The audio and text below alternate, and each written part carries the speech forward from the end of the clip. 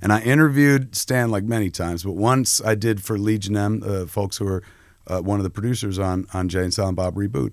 They were like, we would like you to do a legacy interview of Stan in, what is that, virtual reality. Right. So they're shooting it with a camera, and I was like, can we watch playback? Can we see what the shot looks like? And they're like, they didn't build a monitor that can play this back. Right. So it's like 10K or something like that. They're like, it won't be ready for 3 years, but when the technology catches up, this is going to be astounding because people are going to be in the room with you guys, and they're going to be able to walk around and touch things and stuff like that. So we sat down, did a legacy interview with Stan. I'd interviewed him years before, like 1999 or 2000, when this Stan Lee's Mutants, Marvels, and Monsters, and we just sat there and talking. But I was so bad at the job at that point that if you ever watch Stan Lee's Mutants, Marvels, and Monsters, it's Stan Lee talking, and throughout the entire time, anytime he's answering a question, this is me going, Like, I just didn't know how to do it at that point. But I'm literally like giving him like, all over him and stuff. The director was just like, you don't have to agree quite so much.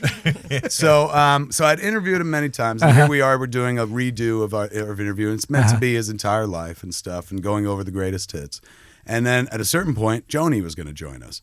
So Joni comes up and joins us and sits down and whatnot. And, you know, the question for Joni is going to be the one that Joni has answered 10,000, 20,000 times in her life, which is the origin story of the Marvel Universe comes down to Joni. Stan was like, I'm done writing comics. He's like, I've written cowboy comics, funny animal comics, romance comics, nurse comics. He's like, I just don't want to do it. I want to write the great American novel. I want to write what I want to write.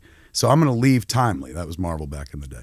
And so Joni famously said, well, if you're going to leave anyway, if you're going to quit, why don't you just write what you want to write before you leave? And Stan Lee wrote Fantastic Four #1. That's the birth of the Marvel Universe, technically, as we know it. So that's Joni's story. That's what we're there for and stuff. So, you know, she sits in the chair, we say hi and stuff, and I tee her up. And I'm like, now, Joni, without you, there is no Marvel Universe. Is that correct? Let's talk about that. And Joni looks at me, and, you know, I've known her for a couple of years at that point. Not insanely well, but through Stan. But she looks at me and her eyes get super glassy. She gets emotional. And you could tell she's about to cry. And I'm like, oh my God, did I do something wrong?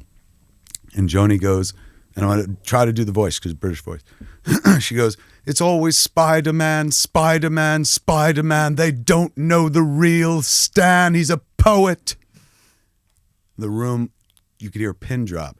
Joni's sitting here where you are, so I'm looking at her, and thankfully I've learned not to be like, So I'm giving her a room to speak.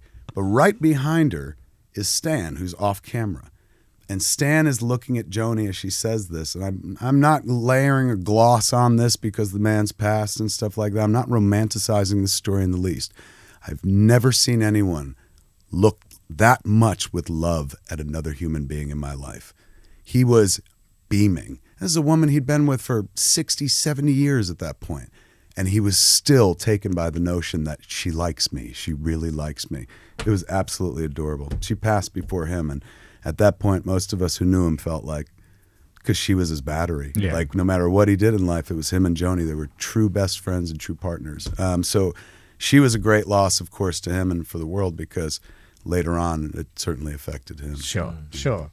Well, God bless you. The Stan Lee and your lovely wife. And yeah, we miss you, Captain.